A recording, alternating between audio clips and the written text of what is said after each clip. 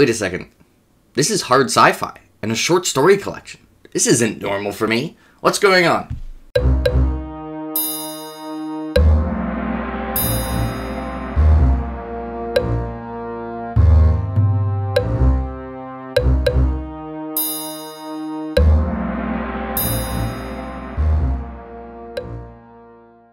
Hello everyone, it is time for another book review, and it has been a little bit too long since I did a review for just an individual book. I've done a lot more series reviews, but this, well, I guess actually there's been a bunch of standalones. But anyways, when I read a bunch of standalones, I just had them all in the wrap-up because there were too many rapid fire. Anyways, this is for Exhalation, which is really Exhalation, and then there are other stories that aren't Exhalation, by Ted Chiang, which, for those of you who don't know, is a short story collection with one that's like kind of a novella. They range from 4 pages, which we're going to talk about the 4-page one, all the way to like, I think 140, 150 being the longest one. In total, it's about a 300 and something page book. It was pretty short. It was a pretty quick read because they were all, well, not the 4-page one, but it was 4 pages. I found them all really interesting for basically the entirety of their collection, and this is going to be an overwhelmingly positive review, with me also then completely crapping on a 4-page short story, but it's 4 pages out of 350, so who really cares? And I'm going to start with overall thoughts on the collection, and what type of collection it is. I thought it was a really, really good collection. It's definitely ideas-driven sci-fi, but I think the aspect of hard sci-fi that I'm like not... I haven't read a lot of hard sci-fi. I'm going to preface with that. It's typically not the type of books I read. And the part that I feel like I don't care about is just like the exploration of technology, like on its own. But I think in every single short story, Ted Chiang has some idea and he ties it back with the human experience. Often in ways that just feel extremely true. So even though this is a hard sci-fi book, where it's not really like there's like a specific character and I'm going to be like, this character was brilliant. The demonstration of human nature in general was like really well done, and also some of the technology stuff was really cool, especially for the titular story, Exhalation, which yeah we'll get into. And the kind of, most of the stories were at least 4 stars, with the highest ones, my 3 favorites, I'll just say right off the bat, were Merchant and the Alchemist Gate, Exhalation, the titular one, and The Truth of Fact and The Truth of Feeling.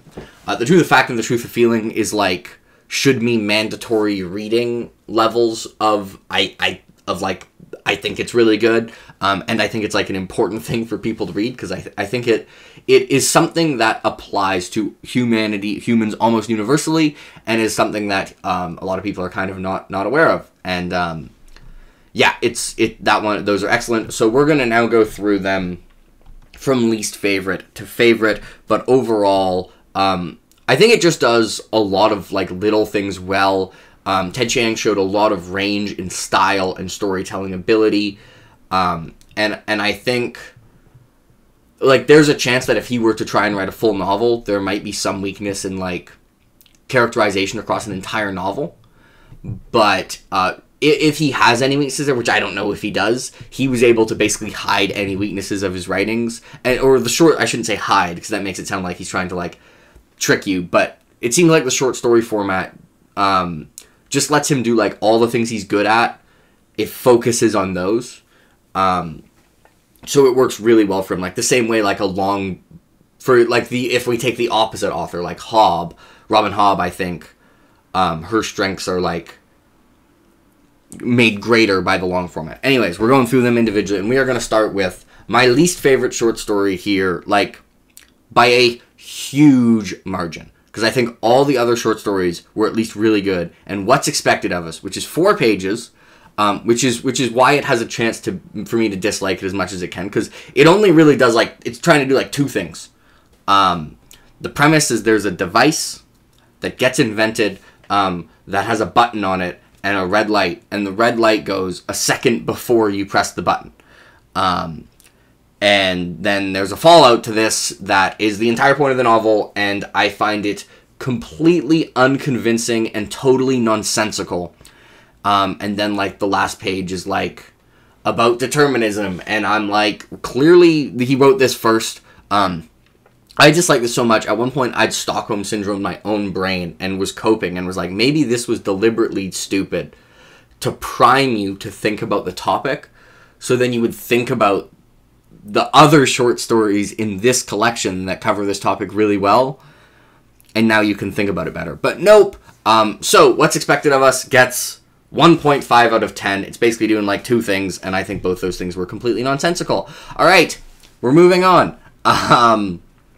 Next up, I have at 8 out of 10, so we're jumping up, and this is Daisy's Patent Automatic Nanny. This one was really short. This was like 11 pages, and this one didn't completely blow my mind, but I think it was a great example of unintended consequences, and once again, it was an idea that was like a really weird idea, and I think showed the consequences and fallout from that idea in a way that really connected to it with the human experience.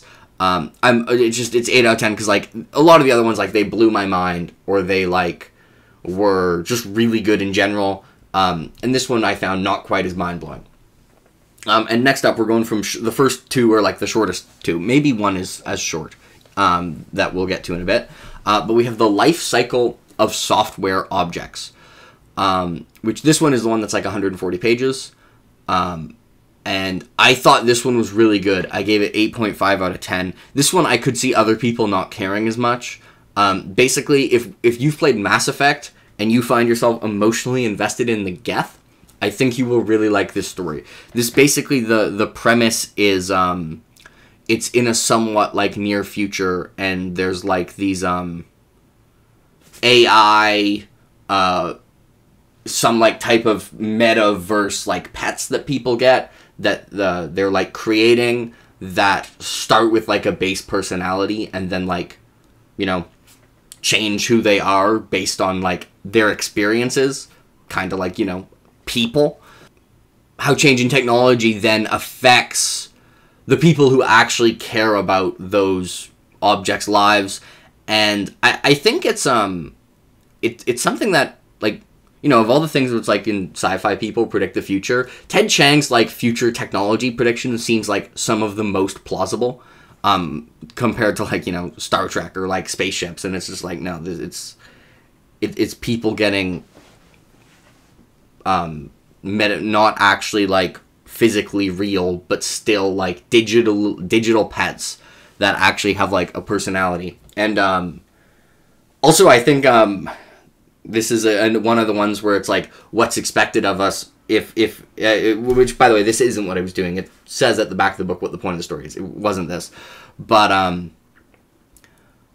like these I would like to point out that these software objects are their like decisions are obviously deterministic. They were programmed by people, but yet they feel like real beings because that just anyways. So I actually think, like, this is one of the two short stories that I'm, like, or this, I guess, is closer to a novella, that are one of the reasons, like, if I wanted to explain, like, what, in detail, like, why do I think What's Expected of Us is dumb, I'd be like, well, first read this, and then read one that we'll get to later. And moving on, we have The Great Silence, which is really short, and I'm not going to say really what it's about, but have you ever considered that parrots are more like humans than any aliens will ever be? 9 out of 10. And next we have the second longest one, which was the last story, which is Anxiety is the Dizziness of Freedom. And this, once again, has a really cool sci-fi idea, and once again, brilliantly connects it to the human experience. I know it's pretty shocking. And this one would have been like a 4-star one, like an 8 out of 10, until the last 2 pages, because the last 2 pages were amazing. And a reoccurring theme I see in this collection is people losing like their easy source of meaning to their life, but finding meaning anyways. And this once again does that. Actually, the next one I'm going to talk about does that, I think, the best. Basically, the premise for this, which by the way, this once again has interesting stuff about determinism that's actually done well. Hey, but the premise for this is a device is invented that like. Basically, it follows like the parallel world theory, but where like quantum events lead to create parallel worlds. So these devices basically just like are mini quantum events that create two parallel versions, and you can then like communicate with the parallel version of you and like see how things go. And the world in that version ends up just being like slightly different because of this quantum event. Anyway, it's really interesting throughout. I think it's probably the most character driven, but it still is like the primary thing like making it run is the idea, and it's one of my favorite. Although the endings to almost all of these were amazing. It's amazing like all these short stories have endings that feel different, and yet I think almost all the endings are really good, except What's Expected of Us. Okay, next up is Omphalos, which this one is also, again, like a really, really interesting idea. The idea of this is basically, for like, if, in reality, archaeological evidence basically proved that the Earth was created 6,000 years ago to be untrue. Like, that was a theory, but then, like, a bunch of evidence said that's not true, so it's like, okay, that's been debunked. This is kind of an alternate version of Earth. The others are set on, like, most of them are set on, like, actual, like, as future Earth. This is an alternate version of Earth, so it does the GGK thing, where the places' names are slightly different. They're not as different. So it's like Chicago, with an OU at the end, instead of just an O. And the idea is basically, in this one, a bunch of all the archaeological evidence ended up supporting the Earth being created by a creator 6,000 years ago. Like, they found people with, like, no belly buttons. The rings that trees have. Anyway, it's and I would just like to note, please, this story is not going to, like, you know, I think the premise of, hey, look, in this alternate world, like, it got proven that God is real, could end up pissing people off in two different ways. People could be like, oh, you know, this is just like saying, like, oh, this, like, look how much, like, great it would be if just, like, everyone was religious. It's not just shoving things down your throat. And it's also not doing the thing where it's like, see, if God was actually real, this would have happened. So that proves he's not. It's not going to shove. Religion is covered in multiple of these stories. None of them are going to shove religion down your throat. I promise. Like, if you think that's what they're doing, you've misread the text. And I'm not going to say what happens here, but things develop, and it leads to my favorite example in this collection, which covers this a lot, of someone's, like, easy source of where they get meaning out of life being challenged. And it's wonderful, and 9.2 out of 10. That's why it's in, like, you know, the back half of this video.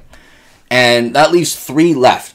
And my third favorite is Exhalation, with the titular one.